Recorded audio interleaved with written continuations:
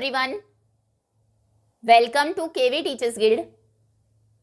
सो बच्चों, अभी हम डिस्कस करेंगे 8th क्लास इंग्लिश की सेकेंड यूनिट के सेकेंड चैप्टर समबडीज मदर के एनसीईआरटी क्वेश्चन आंसर्स.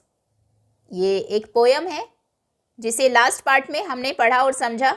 अभी एंड में जो क्वेश्चंस गिवन है उनके आंसर्स आपको कैसे लिखने हैं वो हम देखेंगे. सो लेट अस डिस्कस में सबसे पहला क्वेश्चन है, arrange the events of the poem in the correct order of occurrence. Poem के कुछ इवेंट्स आपको दिए हैं जिन्हें आपको अरेंज करना है करेक्ट ऑर्डर में, जिस ऑर्डर में वो हुए हैं, और फिर अपने आंसर्स को आप शेयर करेंगे अपने क्लासमेट्स और टीचर के साथ. ओके, एक बार इवेंट्स पढ़ लेते हैं. First is the boy return to his friends feeling proud of what he had done. Boy वापस आता है अपने फ्रेंड्स के पास और वो प्राउड फील करता है, गर्व महसूस करता है जो उसने किया उसके लिए. Second is the old woman stood alone at the crossing, hesitant to move.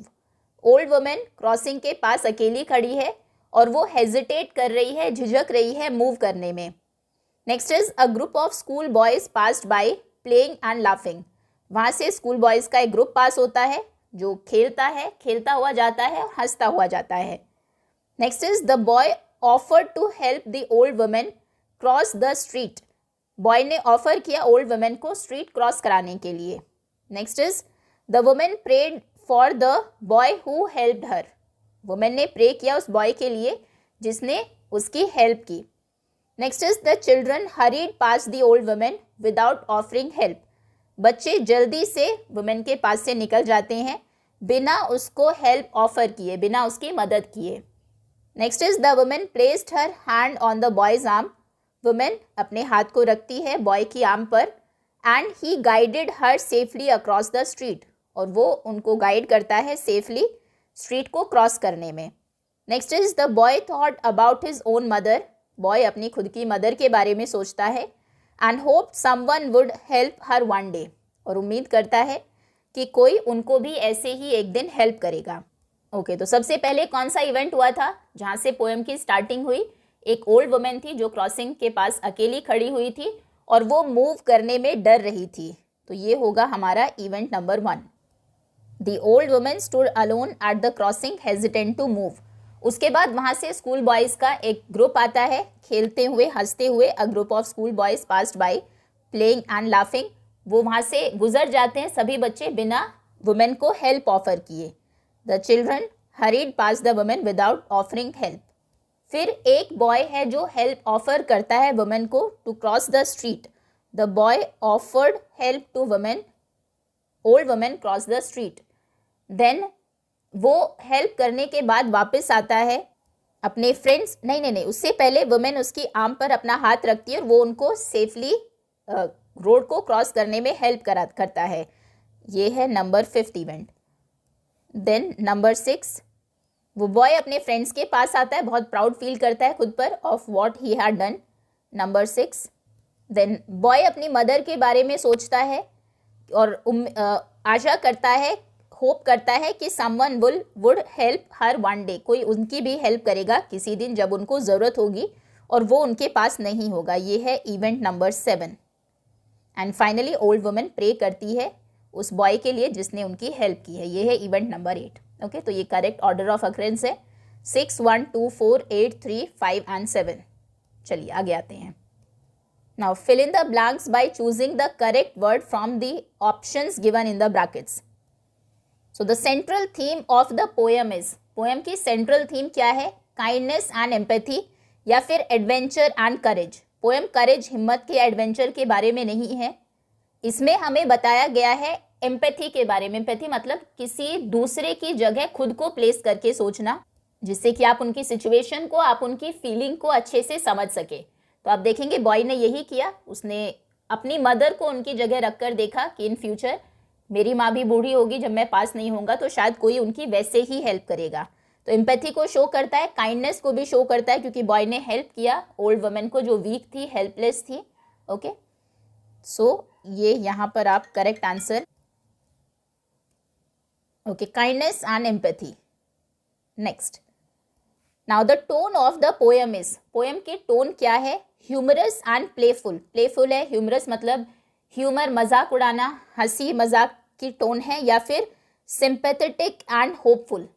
Poem एक तरह से हम सिंपैथी फील करते हैं ओल्ड वुमेन के प्रति, जो कि अकेली है, वीक है, हेल्पलेस है। एट द सेम टाइम जो बॉय की काइंडनेस है वो पोयम को एक होपफुल और पॉजिटिव फीलिंग भी देती है। ठीक है, तो टोन है sympathetic and hopeful. Now, the poem is written in couplets with blank lines in each stanza. Couplet बोलते हैं दो लाइंस जो पेयर में होती है, जनरली जो राइम करती है एक दूसरे के साथ। तो चलिए एक बार देख लेते हैं। आई थिंक हर स्टांजा में पोयम में 4 लाइन्स हैं, नहीं, यहाँ पर 2 ही लाइन्स हैं हर एक स्टांजा में। The street was wet with recent snow and the women's feet were aged and slow. ये एक स्टांजा हो गया, तो 2 लाइन्स ओनली कपलेट में लिखी गई है, और एक स्टांजा में सिर्फ 2 ही लाइन्स हैं, 2। Next, now the structure of the poem gives a rhythmic flow that reflects both the blank. Poem में एक स्ट्रक्चर है जो एक रिदम में फ्लो करता है, जो हमें हेल्प करता है या रिफ्लेक्ट करता है नैरेटिव एंड इमोशंस, या फिर स्टोरी का पेस, किस स्पीड से वो चल रही है, एंड मैसेज। तो कहीं ना कहीं पोएम एक स्टोरी बता रही है स्टेप बाय स्टेप। तो ये जो स्ट्रक्चर है पोएम का, ये हमें हेल्प करता है टू फॉलो द नैरेटिव, है ना। एट द सेम टाइम जो रिदम है, जो वर्ड्स हैं, वो इमोशंस को भी एक्सप्रेस करते हैं। जैसे वुमेन के फेयर के बारे में बताया गया है, बच्चे की क्या हैप्पीनेस है, या फिर बॉय की काइंडनेस के बारे में बताया गया है। तो पोएम में रिदमिक फ्लो रिफ्लेक्ट करता है नैरेटिव को एंड इमोशंस को। स्टेप बाय स्टेप एक स्टोरी चलती है, और बॉय के और बहुत सारे इमोशंस जागते हैं, आप कह सकते हैं, हमारे अंदर। Now the poem follows a rhyme scheme of. Rhyme scheme क्या है पोएम में? जैसे आम है, इसको अगर आपने ए नाम दिया, नेक्स्ट वर्ड हाम इसी से एक तरह से राइम करता हुआ है, तो ये भी ए हो जाएगा। राइम स्कीम हम ऐसे ही डिसाइड करते हैं। आम, हाम, नेक्स्ट में अलॉन्ग, इसको आपने बी नाम दिया, strong b, a b b, ये राइम स्कीम है। A b b, a b तब होता है जब फर्स्ट लाइन का लास्ट जो वर्ड है वो राइम करे थर्ड लाइन के लास्ट वर्ड के साथ, और सेकंड वाला का लास्ट वर्ड फोर्थ लाइन के लास्ट वर्ड के साथ वो करे। यहाँ पर ऐसा नहीं है, फर्स्ट और सेकंड लाइन के लास्ट वर्ड्स आपस में राइम करते हैं, ऐसे ही थर्ड एंड फोर्थ के। तो राइम स्कीम है a b b. Okay, next. Now pick examples from the poem for the following poetic devices. इन पोएटिक डिवाइस के लिए आपको पोएम से एग्जाम्पल्स पिक करने हैं। First is simile. सिमिली वो पोएटिक डिवाइस या फिर फिगर ऑफ स्पीच है जहां पर हम 2 अलग अलग चीज़ों को कंपेयर करते हैं। और सिमिली में हमेशा किस तरह के वर्ड्स यूज होते हैं? लाइक, जैसे run like the wind, wind की तरह वो दौड़ता है, या फिर as brave as a lion. ठीक है, तो इन जो ये फिगर ऑफ स्पीच है या फिर पोएटिक डिवाइस है, इन्हें हम बोलते हैं सिमिली। सो पोएम से अगर आपको ढूंढना है, आई थिंक यहाँ पर था wheels of horses, no, yes, came the boys like a flock of sheep.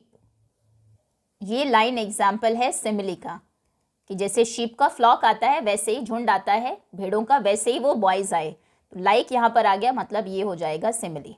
Answer यहाँ पर आप लिख देंगे, लाइन लिख देंगे यही, came the boys like a flock of sheep. Next is alliteration. Alliteration होता है जब बिगनिंग साउंड रिपीट होती है एडजस्टिंग या फिर जो पास के वर्ड्स हैं उनमें। एलिट्रेशन के तो कई एग्जाम्पल्स मिल जाएंगे इसमें शायद। ग्लांस, एंक्शियस, लाफिंग, यहाँ पर तो नहीं है, ये रहा। Nor offered a helping hand to her. आप देखेंगे एच साउंड यहाँ पर रिपीट हुआ है, helping hand to her, H H H, h helping hand, and ये टू एक छोटा वर्ड है उसके बाद हर, तो यहाँ पर है एलिट्रेशन। ठीक है, तो ये आप लिख देंगे सेकंड के आंसर में। ओके, कोई दूसरा एग्जाम्पल भी आप देख सकते हैं इसमें से, helping hand to her.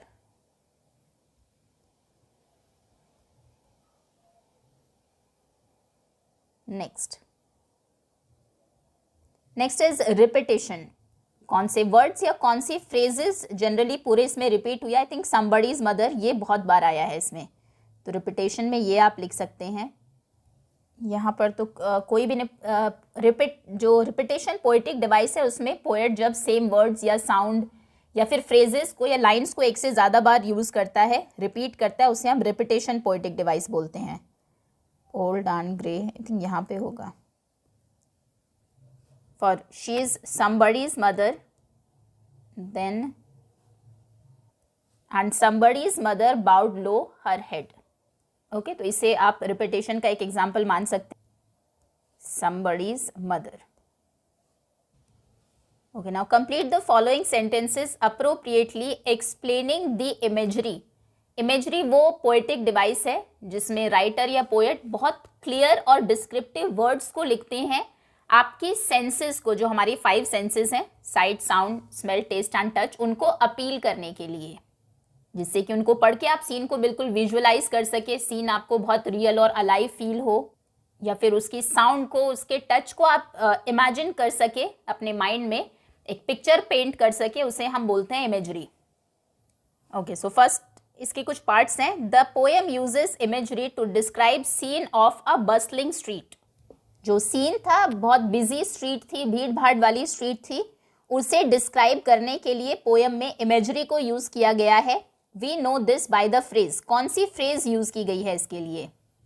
Actually कई सारी फ्रेजेस हो सकती है, जैसे कि एक तो यही है, of human being who passed her by. Human being जो वहाँ से पास हो रहे हैं, तो इससे आपको पता लगता है कि बहुत सारे लोग हैं जो स्ट्रीट पर they are moving past the old women. Old women के पास से जो पास हो रहे हैं, मतलब वो एक बिजी स्ट्रीट है।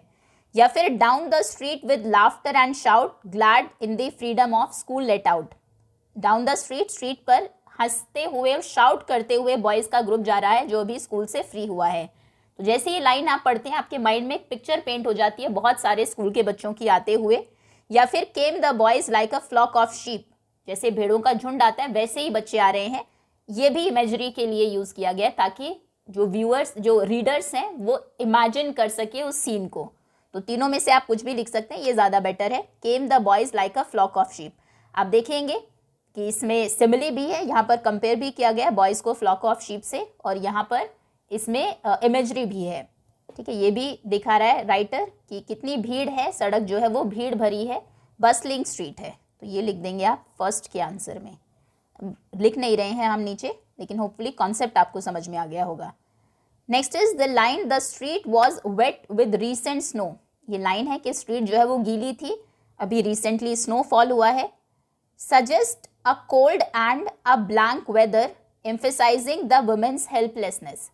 तो क्योंकि रिसेंट स्नोफॉल हुआ है, तो जिससे जो स्ट्रीट है, एक तो वेदर कोल्ड है और स्ट्रीट बहुत स्लिपरी है, स्लिप हो जाने का डर रहता है जनरली जब स्ट्रीट वेट होती है, गीली होती है बारिश के बाद या फिर स्नोफॉल के बाद।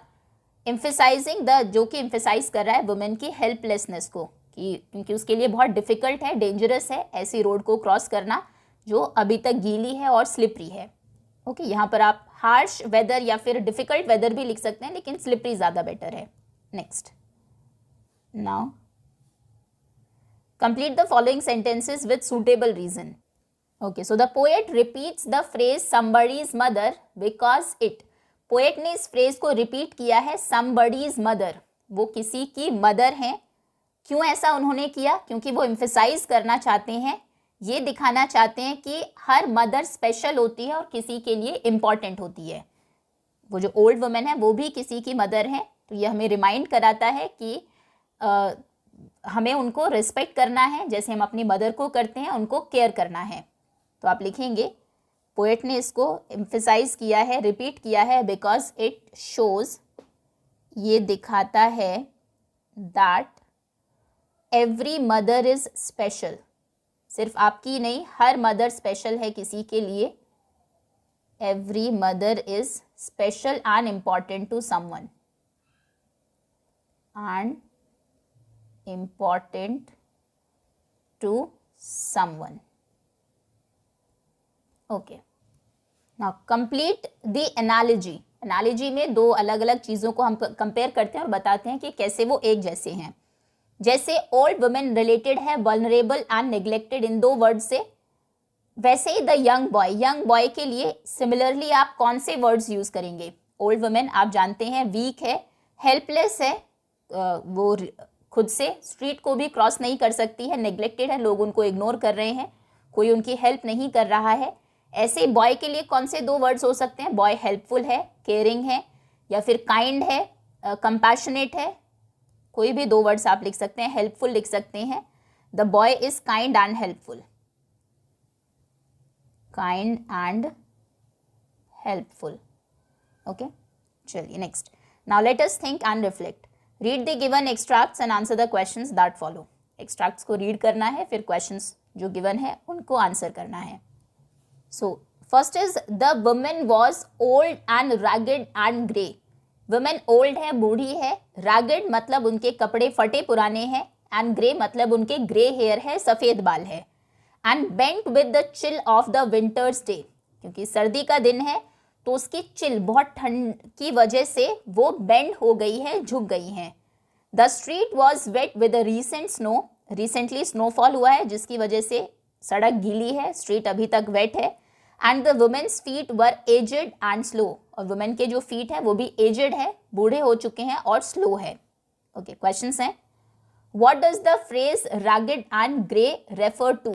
जो ये फ्रेज है रैगेड एंड ग्रे, फटे पुराने और ग्रे हेयर के लिए यूज हुआ है, ये किन को रेफर करता है?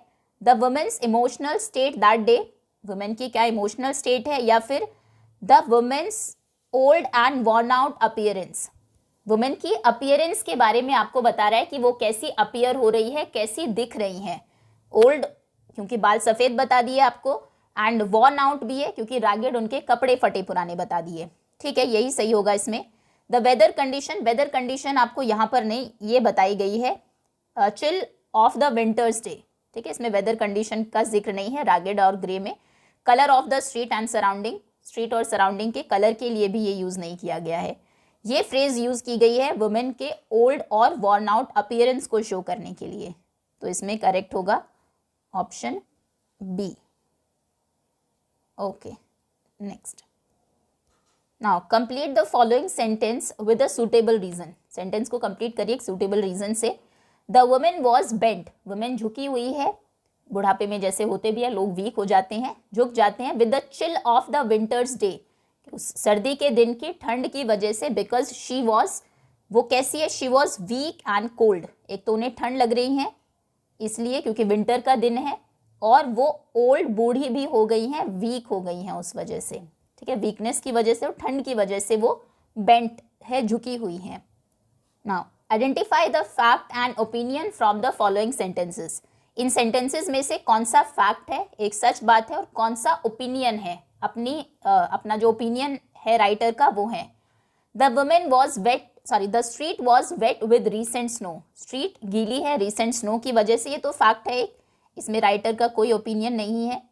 The women was too weak to cross the street on her own, खुद से वुमेन स्ट्रीट क्रॉस नहीं कर सकती क्योंकि वो बहुत ज़्यादा वीक है, ये राइटर का ओपिनियन है अपना। उनको ऐसा लगता है कि ओल्ड वुमेन बहुत ज़्यादा वीक है रोड क्रॉस करने के लिए। सो ये हो जाएगा opinion. Next. Now why do you think the women's feet were described as aged and slow? आपको क्या लगता है कि वुमेन के फीट को क्यों डिस्क्राइब किया गया है एज एजेड एंड स्लो, कि वो एजेड है, बूढ़े हो गए हैं, और स्लो है? क्योंकि वुमेन जो है वो बहुत ज़्यादा ओल्ड, बूढ़ी हैं, वीक हैं, तो वो क्विकली मूव नहीं कर सकती है इस तरह की स्लिपरी स्ट्रीट के ऊपर, तो उनके लिए मूव करना बहुत ज़्यादा हार्ड है, इसलिए वो स्लो है। और एजेड तो है ही, अगर वो खुद बूढ़ी हैं तो पैर भी उनके एजेड होंगे। सो आप लिखेंगे women's feet were described as aged and slow because she was, short में लिखते हैं क्योंकि वो बूढ़ी थी और वीक थी, because she was old, old है इसलिए उनके पैर जो हैं वो एजेड है, एंड वीक है इसलिए वो स्लो भी हैं। Okay, next. ना अब आते हैं सेकेंड एक्सट्रैक्ट पर। He guided the trembling feet along proud that his own were firm and strong. ये उस स्कूल बॉय के बारे में बात की गई है जिसने वुमेन की हेल्प की थी। सो जो लड़का है वो वुमेन के ट्रेमलिंग फीट, उनके कांपते हुए पैरों को सहारा देकर वो आगे उनको चलाता है और वो बहुत खुश है और खुद पर प्राउड है, उसे गर्व महसूस हो रहा है उसके खुद के फर्म और स्ट्रॉन्ग फीट के ऊपर। उसे गर्व है कि उसके पैर फर्म है और स्ट्रॉन्ग है, क्योंकि इस वजह से ही वो वुमेन की हेल्प कर पा रहा है। यहाँ पर दिखाया गया कि वुमेन डिपेंडेंट है कहीं ना कहीं, उनके ट्रेमलिंग फीट है, और बॉय जो है वो केपेबल है ऑफ हेल्पिंग, वो किसी को मदद करने के लायक है, इसलिए उसको प्राउड फील हो रहा है। ऐसा नहीं कि उसको लगता है कि इसके ट्रेमलिंग फीट है और मेरे अच्छे हैं तो ये मेरे लिए गर्व की बात है। गर्व की बात इसीलिए है कि वो अपने फर्म और स्ट्रॉन्ग फीट से उनकी मदद कर सकता है। Then back again to his friend he went, फिर वो वापस जाता है अपने फ्रेंड्स के पास। His young heart happy and well content, उसका जो यंग हार्ट है वो बहुत खुश है और कंटेंट है, संतुष्ट है। क्वेश्चंस हैं, What does the contrast between the trembling feet of the old woman and firm and strong feet of the boy emphasize? जिसकी हमने अभी बात की। एक तरह से कॉन्ट्रास्ट दिखाया गया है कि वुमेन के, ओल्ड वुमेन के फीट ट्रेमलिंग है, कांपते हुए हैं, जबकि बॉय के फीट फर्म है और स्ट्रांग है, मजबूत है और ताकतवर है। तो ये कॉन्ट्रास्ट किस चीज़ को एम्फेसाइज करता है?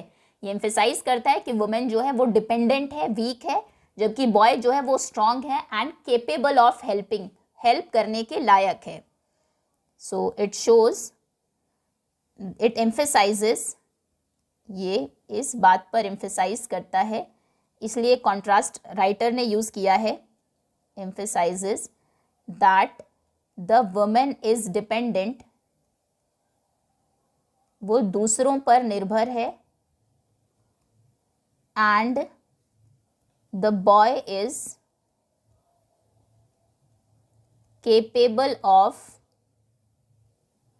helping. Next, now fill in the blanks given below by selecting the correct option from the brackets. Bracket से सही option choose करके आपको blank को fill करना है। The poem tells us that the boy was proud that his feet were strong. poem हमें बताती है कि boy proud है ये जानकर कि उसके खुद के feet strong है। ठीक है, this tells us that the boy was, ये हमें क्या बताता है कि बॉय एरोगेंट है अबाउट बीइंग स्ट्रांग। वुमेन के फीट देखकर अपने पैर देखता है कि मेरे तो स्ट्रांग है, तो वो एरोगेंस को शो करता है, इसलिए उसको घमंड है खुद पर। या फिर ग्रेटफुल है for his ability to help, हमने कहा ना कि वो एबल है, केपेबल है हेल्प करने के, तो आई थिंक वो जब बात करता है प्राउड फील करता है अपने स्ट्रांग और फर्म फीट के ऊपर। वो इसलिए नहीं क्योंकि मेरे पैर मजबूत है तो इसमें कोई गर्व की बात है, इसीलिए कि वो उस स्ट्रेंथ को यूज़ कर रहा है दूसरे की हेल्प करने के लिए। तो ये सजेस्ट करता है कि बॉय ग्रेटफुल है for his ability to help, कि वो दूसरों की हेल्प कर पा रहा है। Next is, why is the boy most likely to tell his friend on getting back? जब वो वापस जाएगा तो बॉय अपने फ्रेंड से क्या लगता है आपको मोस्ट लाइकली टू, कि क्या बोलेगा? I am so glad I could help her, मैं बहुत खुश हूँ कि मैं उनको हेल्प कर पाया। I am worried about her safety, मैं उनकी सेफ्टी के बारे में चिंतित हूँ। या फिर I am surprise she forgot to thank me, मैं हैरान हूँ कि उन्होंने मुझे थैंक यू नहीं बोला। या फिर वो कहेगा I am thankful for all your support, उन्होंने तो कोई सपोर्ट किया नहीं, उनको क्यों थैंक यू बोलेगा। और ऐसा भी नहीं कि उसको हैरानी होगी, वो थैंक यू कुछ एक्सपेक्ट ही नहीं कर रहा था, विदाउट एक्सपेक्टेशन उसने ओल्ड वुमेन की हेल्प की थी, ये भी वो नहीं बोलेगा। सेफ्टी के बारे में चिंता भी नहीं क्योंकि उसने रोड क्रॉस करा दी है, वो शायद से उन्हें कहेगा मैं बहुत ग्लैड हूँ, हैप्पी हूँ कि मैं उनकी हेल्प कर पाया। Now rectify the false sentence given below, ये फॉल्स सेंटेंस है, रेक्टिफाई करिए, सही करिए। The young boy's action was driven by a logical decision, young boy ने जो एक्शन लिया रोड क्रॉस कराने का, वो लॉजिकली उसने डिसाइड किया, पहले सोचा उसके बाद डिसाइड किया, ऐसा नहीं है। It was driven bye kindness and empathy, ये हटा दीजिए। The young boys actions were driven by kindness, क्योंकि वो काइंड था, उसकी काइंडनेस की वजह से एम्पैथेटिक था, एम्पैथी की वजह से उसने खुद को उस प्लेस पर, अपनी मदर को उस प्लेस पर रखकर देखा, उसके बाद उसने हेल्प की। ओके, चलिए अब आते हैं क्वेश्चन आंसर्स पर। What might be the old women's fears as she waited for a long time at the crossing? Women बहुत लंबे टाइम तक क्रॉसिंग पर वेट कर रही थी, आपको क्या लगता है कि वुमेन के क्या फियर्स, क्या डर वहाँ पर रहे होंगे? तो उनको डर लग रहा होगा कि कोई कैरेज, गिवन भी आपको पोयम में, कैरेज के व्हील से या फिर हॉर्स का जो फीट है उनसे शायद उनको चोट लग जाएगी, वो उनको पुश करेंगे, वो गिर जाएंगी, क्योंकि वो बहुत ओल्ड थी, वीक थी और स्ट्रीट बहुत स्लिपरी थी। सो आंसर आप लिखेंगे the old women might have been afraid of falling. Old women को शायद डर लग रहा था गिरने से, क्योंकि स्ट्रीट बहुत स्लिपरी थी, और being hit by the carriage wheels और हॉर्सेस फीट, या फिर ये डर था उन्हें कि शायद उन्हें चोट लग सकती है कैरेज व्हील्स से या फिर हॉर्सेस के फीट से। Okay, next. Now how does the poet show the helplessness of the old women. Poet ने किस तरह से ओल्ड वुमेन की हेल्पलेसनेस को, उनकी बेबसी को, लाचारी को शो किया है। अपने आंसर को आप सपोर्ट करेंगे with evidence from the poem. Okay, so the poet shows that the old women was old, weak and helpless. Poem में पोएट ने बताया है कि जो ओल्ड वुमेन है, बूढ़ी हैं, कमज़ोर हैं और हेल्पलेस है, उन्हें हेल्प की ज़रूरत है, खुद से वो अपनी मदद नहीं कर सकती हैं। She stood alone at the crossing and weighted for a long time, क्योंकि वो क्रॉसिंग पर खड़ी है और बहुत लंबे टाइम से वेट कर रही है रोड को क्रॉस करने का। Her feet were aged and slow, उनके पैर एजेड है, स्लो हैं। And she was afraid to move, वो मूव करने से भी डर रही हैं because of the slippery street, क्योंकि स्ट्रीट बहुत स्लिपरी हैं, फिसलने वाली हैं। And passing carriages could harm her, और उनको डर है कि वहाँ से जाते हुए जो कैरेजेस हैं, घोड़ा गाड़ियाँ हैं, वो शायद उनको हार्म कर सकती हैं, नुकसान पहुँचा सकती है। तो इससे पता लगता है कि वुमेन हेल्पलेस है। Next, why does the boy decide to help the old women. Boy ने क्यों डिसाइड किया कि वो ओल्ड वुमेन को हेल्प करेगा। And what does this tell us about him, इससे हमें उस बॉय के बारे में क्या पता लगता है। So the boy decides to help the old women, boy decide करता है ओल्ड वुमेन की हेल्प करने के लिए, because he sees that she is helpless, क्योंकि वो देखता है कि वुमेन हेल्पलेस है एंड नीड समवन सपोर्ट, किसी की सपोर्ट की उन्हें ज़रूरत है। Now this tells us that he is kind, इससे पता लगता है कि वो काइंड है, दयालु है, केयरिंग है, दूसरों की केयर करता है, हेल्पफुल है, हेल्प करता है, मदद करता है दूसरों की। एंड एम्पैथेटिक है, सहानुभूति रखता है दूसरों के प्रति, दूसरों के दर्द को, उनकी भावनाओं को खुद महसूस कर सकता है, एम्पैथी है उसमें। Okay, next. Now how was the boys approach towards the old women different from that of the other boys in the group. उनके ग्रुप में जो दूसरे बॉयज थे, उनसे कैसे उस बॉय की अप्रोच डिफरेंट थी उस ओल्ड वुमेन के प्रति। सो बाकी जो बॉयज़ थे, हमने देखा वो बिना हेल्प किए वहाँ से पास हो जाते हैं। The other boys passed by the old women without helping her, हालांकि वो देखते हैं कि उनको हेल्प की ज़रूरत है, वो वेट कर रही है स्ट्रीट को क्रॉस करने के लिए, डर रही हैं, मूव भी नहीं कर पा रही हैं, लेकिन फिर भी वो उनके पास से गुजर जाते हैं। हाउएवर, जबकि the boy stop beside her, वो उसके साइड में जाकर रुकता है, and offer to help her cross the street, और हेल्प ऑफर करता है उनको स्ट्रीट क्रॉस कराने के लिए। This shows that he was more caring and sensitive than the other boys, तो इससे हमें पता लगता है कि वो ज़्यादा केयरिंग है, सेंसिटिव है बाकी बॉयज़ के कंपैरिजन में। Now next is justify the appropriateness of the title of the poem. Poem का जो टाइटल है समबडीज मदर, वो कैसे अप्रोप्रिएट है, बिल्कुल सही है इस पोएम के लिए, इसको आपको जस्टिफाई करना है। So the title somebody's mother is appropriate, जो टाइटल है समबडीज मदर वो बिल्कुल सही है, because the old women is somebody's mother, क्योंकि वो जो ओल्ड वुमेन है वो किसी की मदर है, किसी की माँ है। The boy understands this and helps her, boy ये समझता है और उनकी हेल्प करता है। एट द एंड, आखिर में, she also realises that the boy is somebody's son and praise for him, फिर वो वुमेन भी समझती है कि वो जो बॉय है वो भी किसी का बेटा है, ही इज ऑल्सो समबडीज सन, और वो उसके लिए प्रे करती हैं।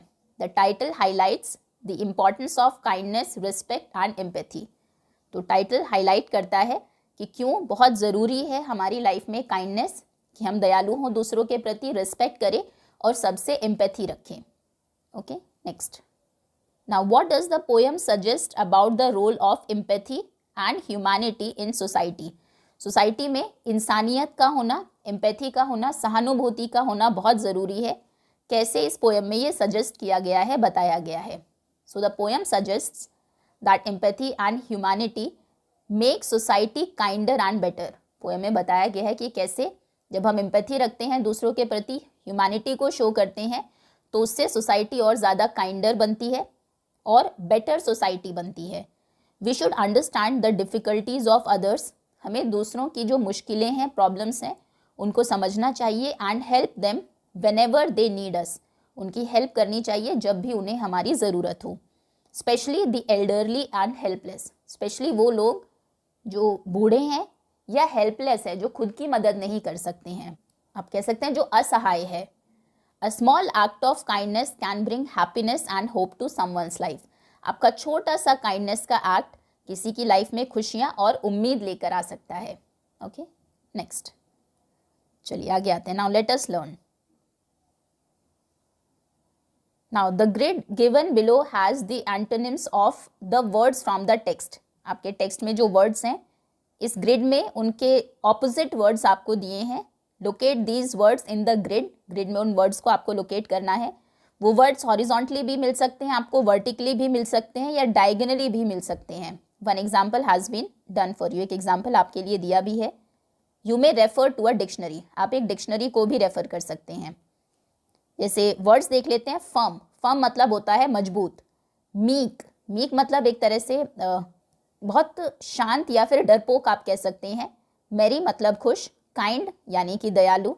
एंग्शियस होना, चिंतित होना। और बेंट यानी कि झुका हुआ। तो देखो बेंट का ऑपोजिट हो गया स्ट्रेट, जो इन्होंने यहाँ पर इस ग्रिड में पहले से लोकेट करके दिया है। एक एग्जाम्पल है आपके लिए, अब बाकी आपको करना है। तो ये है, देखो आपका पहला वर्ड फ्रेजाइल। फ्रेजाइल मतलब होता है बहुत नाजुक, तो ये हो जाएगा फर्म का ऑपोजिट। फर्म मतलब बहुत मजबूत और फ्रेजाइल मतलब बहुत नाजुक या फिर बहुत कमज़ोर। नेक्स्ट इज आगे है मीक। मीक मतलब बहुत शांत या डरपोक, इसका ऑपोजिट होगा बोल्ड। बोल्ड मतलब बहुत बहादुर या निडर।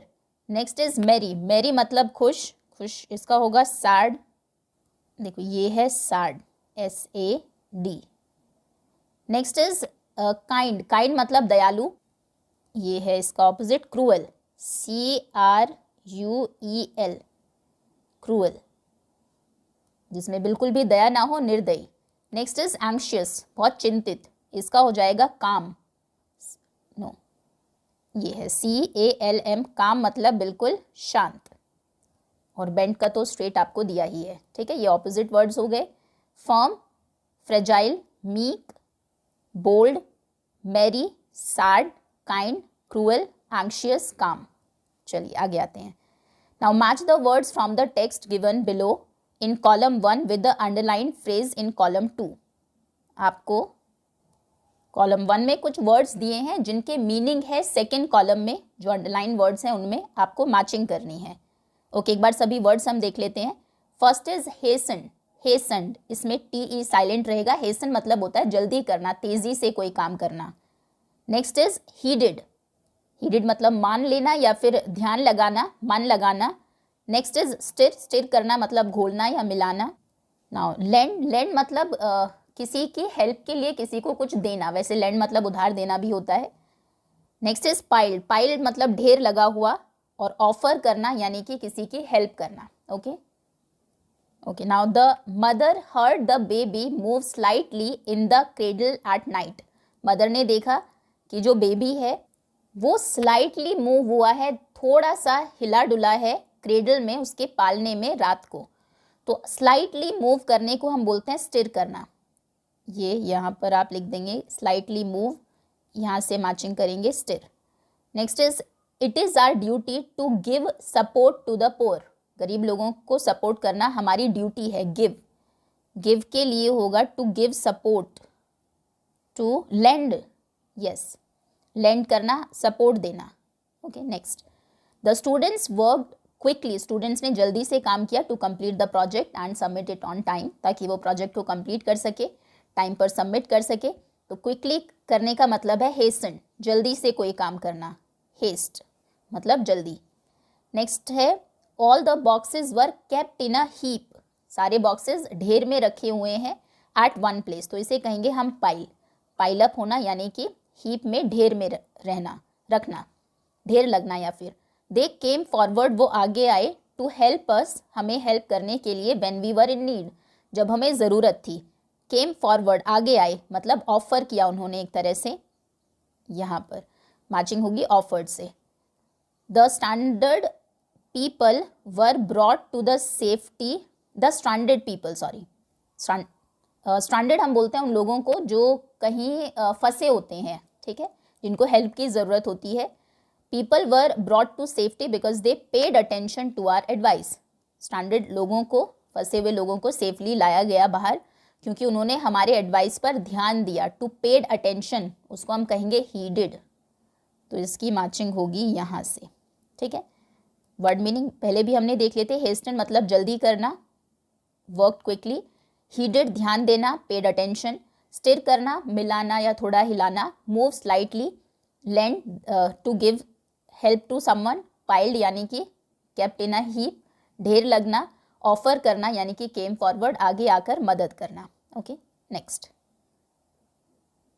चलिए। Now in the poem the poet uses the idiom lend a hand। Poem में पोएट ने एक इडियम, एक मुहावरा यूज किया है, lend a hand, जिसका मतलब होता है टू हेल्प somebody, किसी की हेल्प करना। Now some more idioms using hand are given in column 1। कॉलम 1 में हैंड से रिलेटेड कुछ और idioms, कुछ और मुहावरे दिए हैं, उनको मैच करना है आपको। उनके जो मीनिंग्स है कॉलम 2 में, उनसे आप डिक्शनरी को रेफर भी कर सकते हैं। चलिए देख लेते हैं एक बार। Get out of hand, out of hand बात चलेगी, मतलब अब आपके कंट्रोल से बाहर हो गई।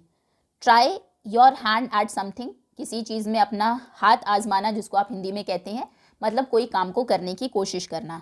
Give somebody a free hand, किसी को फ्री हैंड दे देना, मतलब खुली छूट दे देना। Give somebody a big hand, किसी को बिग हैंड देना, मतलब जैसे give a big hand to someone, जब आप बोलते हैं तो आप ताली बजाते हैं, एक तरह से जोरदार तालियां बजाना या किसी की तारीफ करना। वर्क हैंड इन हैंड, हाथ में हाथ मिलाकर काम करना, मतलब मिलजुल कर काम करना। हैव योर हैंड्स फुल, अपने हैंड्स फुल रखना, मतलब बहुत बिजी होना। ओके, अब कॉलम 2 में सबसे पहले है डू समथिंग न्यू, कुछ नया करना। Try your hand eight something, किसी चीज़ में अपना हाथ आजमाना, मतलब कुछ नया ट्राई करना। नेक्स्ट इज अपलॉड समबडी, किसी को अपलॉड करना, तालियां बजाना, तारीफ करना। Give somebody a big hand. Next is work together, साथ में काम करना, work hand in hand. Next is become difficult to control, out of hand कोई बात हो गई, बहुत डिफिकल्ट हो गया, उसको कंट्रोल करना। Be very busy. Have your hands full. Allow somebody to do something with full freedom, पूरे फ्रीडम के साथ किसी को अलाउ करना, कोई काम करना। Give somebody a free hand. Okay, next. Now complete the following analogy by filling in the blanks with the correct words from the poem. आपको कंपैरिजन करना एक तरह से, जो रिलेशन हीट का है समर से, वही रिलेशन, मतलब समर का जो रिलेशन हीट से है, विंटर का वही रिलेशन किन से होगा। तो समर्स में जैसे गर्मी होती है, ऐसे ही विंटर में ठंड होती है, तो विंटर का रिलेशन होगा वही कोल्ड के साथ। Cold summer, heat winter. जो रिलेशन है ओल्ड का एजेड से, हर्ट का किससे होगा?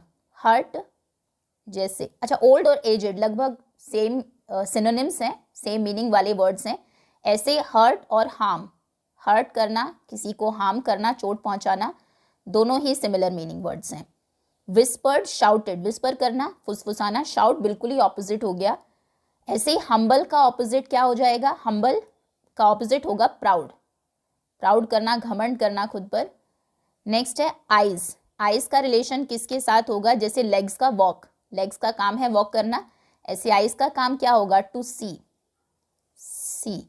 Having a lot of money, wealthy, जिसके पास बहुत सारा पैसा उसको वेल्दी कहते हैं। डेंसली पैक्ड पीपल, बहुत सारे लोग, डेंसली पैक्ड हो, बहुत भीड़ जो होती है उसे हम कहेंगे थ्रॉन्ग। ये सभी वर्ड्स आपकी टेक्स्ट बुक से ही है, throng. Okay, now read the lines from the poem given below. In line को रीड करिए। लेस्ट द कैरेज व्हील्स और the horses feet should crowd her down in the slippery street. कहीं ऐसा ना हो, लेस्ट हम यूज़ करते हैं उसके लिए कि जब आप किसी चीज़ से डरते हैं कि कहीं ऐसा ना हो जाए, कहीं ऐसा ना हो कि कैरेज व्हील्स या फिर हॉर्सेस के जो फीट है should crowd her down, slippery street पर उनको नीचे गिरा दें। ओके, लेस्ट एक कंजक्शन है, that means to prevent something bad और अनप्लीजेंट फ्रॉम हैपनिंग। कुछ अनप्लीजेंट या कुछ बैड चीज़ ना हो, उसको होने से रोकने के लिए हम यूज़ करते हैं, कहीं ऐसा ना हो, कुछ बुरा ना हो जाए। To better understand its usage in a sentence, we can replace lest with just in case. कैसे, इसका क्या एग्जैक्ट मीनिंग है? किसी भी सेंटेंस में आप लेस्ट को जस्ट इन केस से रिप्लेस कर सकते हैं. फॉर एग्जाम्पल, जैसे कि in the sentence she showed all the documents lest we doubt her. उसने सारे डॉक्यूमेंट्स दिखाए कि कहीं ऐसा ना हो हम उन पर डाउट करें. लेस्ट को रिप्लेस करिए जस्ट इन केस से. So she showed all her documents just in case we doubt her. कहीं हमें उस पर डाउट तो नहीं है, ना हो इसके लिए उन्होंने सभी डॉक्यूमेंट्स दिखाए. That shows that documents to prevent any doubts. इसका मतलब यह है कि डॉक्यूमेंट्स उन्होंने दिखाए कोई भी डाउट हो उसको प्रिवेंट करने के लिए, रोकने के लिए. ये एक तरह से आपको सिर्फ लेस्ट एक नया वर्ड है जो एक कंजंक्शन भी है, उसके मीनिंग के लिए बताया गया है. लेस्ट मीन्स कहीं ऐसा ना हो, जब कुछ खराब हो उसे रोकने के लिए हम लेस्ट यूज़ करते हैं. Okay, next. Now let us listen. इसमें ट्रांसक्रिप्ट आपको दी है on page number 99.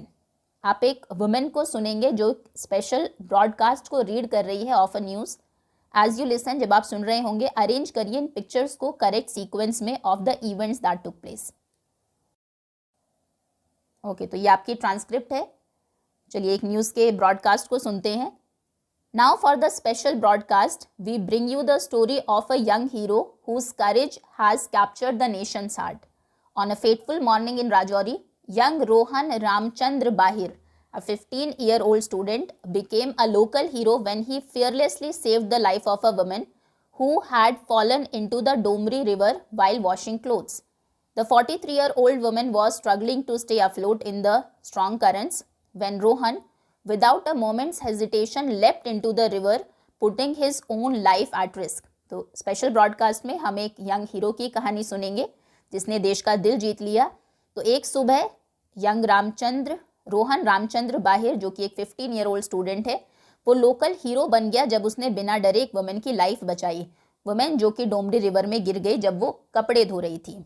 43-year-old women थी जो बहुत कोशिश कर रही थी, स्ट्रगल कर रही थी कि वो तैरती रहे. करंट लहरें बहुत स्ट्रांग थी.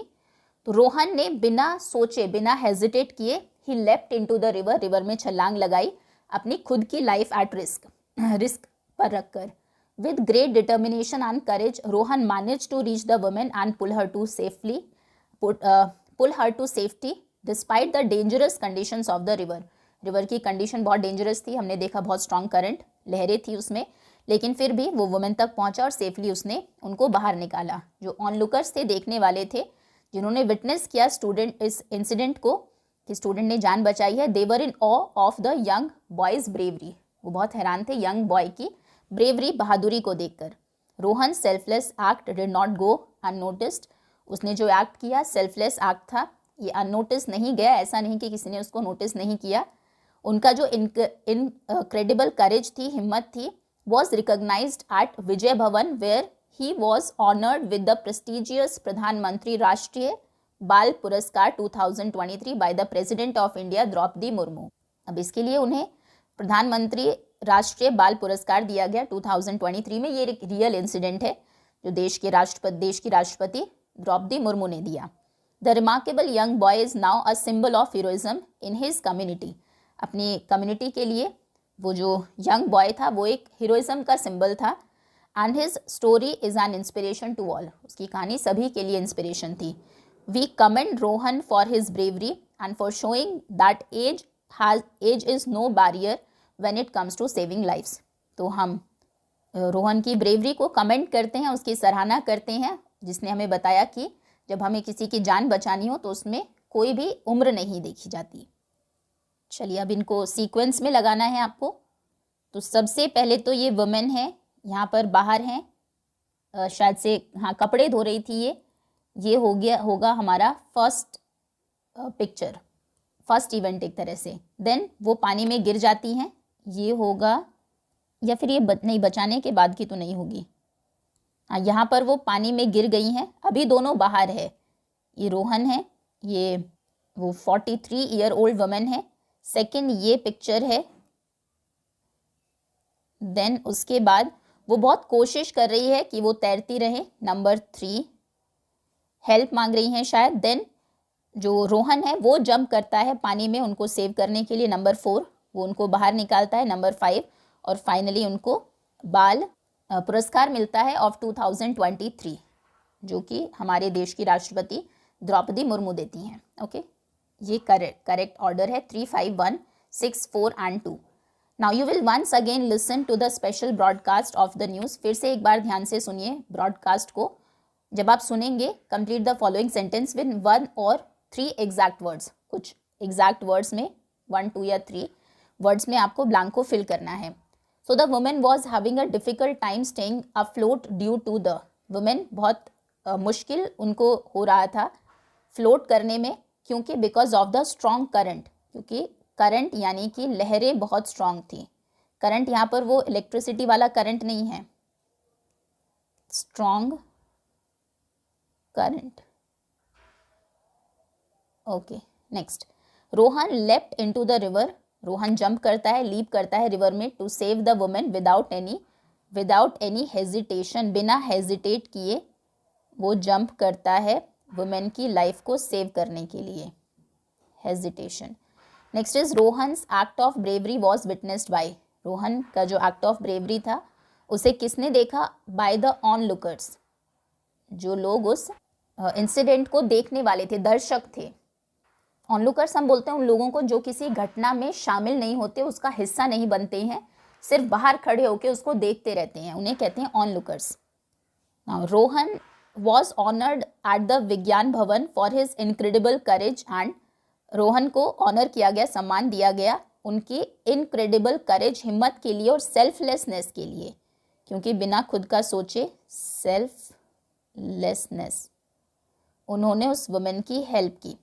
Rohan proved that when it comes to saving life. Rohan ने प्रूव कर दिया जब किसी की जान बचाने की बारी हो, एज इज नो बैरियर। तो एज कोई भी बैरियर नहीं होता है, बाधा नहीं होती है। ओके, चलिए नेक्स्ट। नाउ लेट अस स्पीक।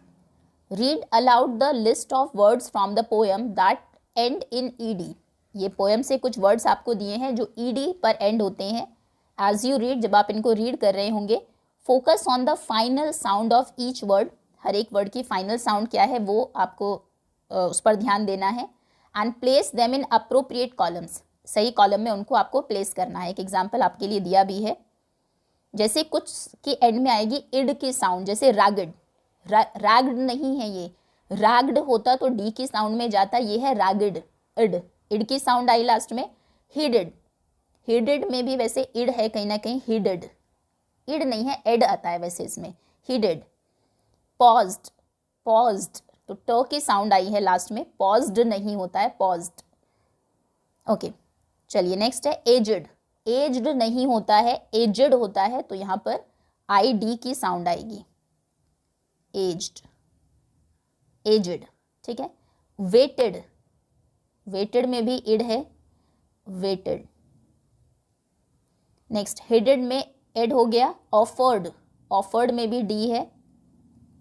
ध्यान रखिएगा, ऑफर एड होता तो वो इधर आता, यहाँ पर वेटेड और वेट्ड, वेट्ड नहीं है ये, वेटेड है। जैसे ये ऑफर्ड है, ऑफर्ड नहीं है, तो इड की और ड की साउंड आपको डिफ्रेंशिएट करनी है। Next is guided, guided, ed, ed आ रहा है लास्ट में, तो ये यहाँ पर आएगा, गाइडेड। नेक्स्ट है विस्पर्ड, विस्पर्ड, विस्प्रेड नहीं, इड नहीं आया, विस्पर्ड, तो ये डी की साउंड में आएगा, ठीक है। टी में सिर्फ पॉज टी है। चलिए आगे आते हैं। Okay, adjectives that come before a noun and end with ED have id as the final sound. वो एडजेक्टिव्स जो किसी नाउन के पहले आते हैं, जैसे एजड वुमेन है ना, रैग्ड क्लोथ्स, ठीक है, तो ये नाउन के पहले जो भी आते हैं वो जनरली उनमें जो लास्ट में ईडी साउंड होती है उसको इड से हम प्रोनाउंस करते हैं। पॉज्ड या फिर विस्पर्ड के बाद में आप किसी नाउन के लिए ये एडजेक्टिव नहीं यूज कर सकते हैं। विस्पर्ड मैन, ये तो नहीं होगा, विस्पर करना तो एक वर्ब हो गई एक तरह से, ठीक है। खैर, पेयर्स में काम करना है। Narrate an incident where you help someone in the past. कोई भी आप इंसिडेंट नरेट करेंगे जब आपने किसी की हेल्प की हो। Take turns to speak and use cue cards given below, ठीक है। ये क्यू कार्ड्स हैं, स्कूल में आपने किसी क्लासमेट की हेल्प की हो, किसी कॉन्सेप्ट को एक्सप्लेन किया हो उसको, नेबरहुड में आपने क्लीनलीनेस कैंपेन में पार्ट किया हो, साफ सफाई की हो, मार्केट प्लेस पर आपने किसी एल्डरली पर्सन, वृद्ध व्यक्ति की हेल्प की हो, उसके बैग्स को कैरी करने में, प्लेग्राउंड में आपने किसी फ्रेंड की हेल्प की हो जिसको चोट लग गई है, जो भी आपने इनमें से कभी हेल्प किया उस इंसिडेंट को आप नरेट करेंगे। ये प्रॉम्प्ट्स हैं आपके। स्टोरी शुरुआत कैसे होगी? इट ऑल स्टार्टेड व्हेन, ये सब शुरू हुआ जब, द डे बिगिन, या फिर दिन की शुरुआत हुई, बाकी दिन के जैसे ही, मुझे आज भी वो पल याद है, ऐसे आप ये स्टार्ट करेंगे अपनी स्टोरी। कैसे फिर डिस्क्राइब करना है आपको इंसिडेंट को।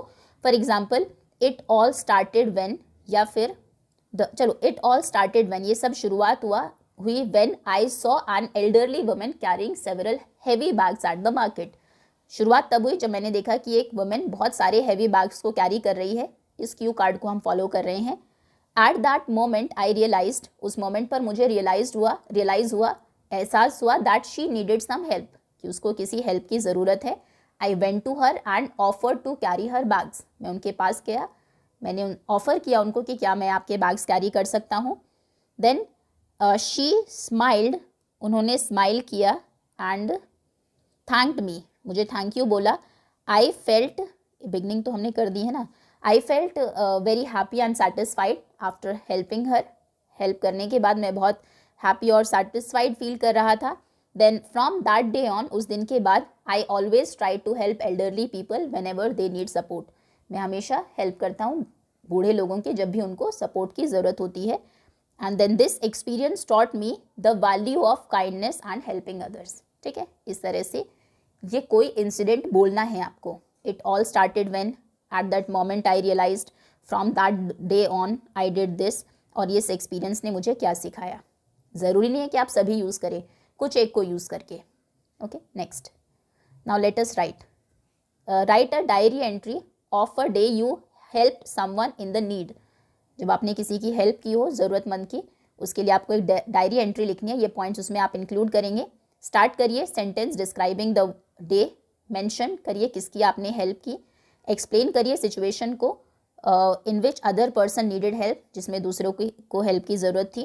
प्लेस और टाइम आप ऐड करेंगे जब ये सिचुएशन अराइज हुई। डिस्क्राइब करिए कैसे आपने हेल्प की, क्या उस पर्सन का रिएक्शन था, आपने कैसा फील किया during the help, after helping the person.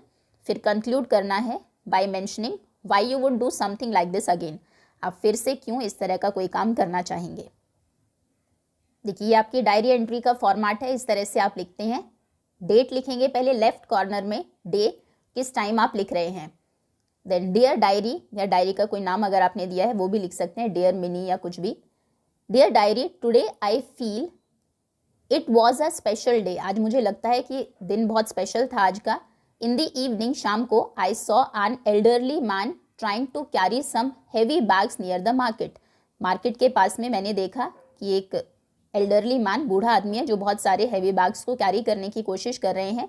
He look tired and needed help, वो बहुत टायर्ड लग रहे थे, उनको हेल्प की ज़रूरत थी। देखो, हमने उनकी सिचुएशन बता दी, मेंशन किया है कि स्टार्टिंग की हमने डे को डिस्क्राइब करते हुए कि आज का दिन स्पेशल था। इवनिंग में ऐसा हुआ, एक एल्डरली मैन की हमने हेल्प की, उनकी सिचुएशन कैसी थी, वो बहुत टायर्ड लग रहे थे, जैसे कि उन्हें हेल्प की ज़रूरत हो। I went to him and offer to carry his bags, मैं उनके पास गया और उन्हें ऑफ़र किया कि क्या मैं आपके बैग्स कैरी कर सकता हूँ। I help him reach his home safely, मैंने उनकी हेल्प की सेफली घर पहुँचने में। ही थैंक मी, फिर उन्होंने कैसा फील किया, उन्होंने मुझे थैंक यू बोला। With smile and blessed me, smile के साथ मुझे ब्लेस किया, आशीर्वाद दिया। I felt very happy after helping him, उन्हें हेल्प करने के बाद मैं बहुत हैप्पी फील कर रहा था। Then this experience taught me, इस एक्सपीरियंस ने मुझे सिखाया that even a small act of kindness can make someone happy, आपका छोटा सा एक्ट ऑफ काइंडनेस भी किसी को खुश कर सकता है। I would always like to help people in need. ठीक है, बहुत ही सिंपल लैंग्वेज, जो भी ज़रूरतमंद होंगे उनकी मैं हमेशा हेल्प करना चाहूँगा। Good night. Okay, that's all students. ये थे आपकी पोएम समबडीज़ मदर के क्वेश्चन आंसर्स। होपफुली सभी आपको बहुत अच्छे से समझ में आ गए होंगे। Thank you so much for watching.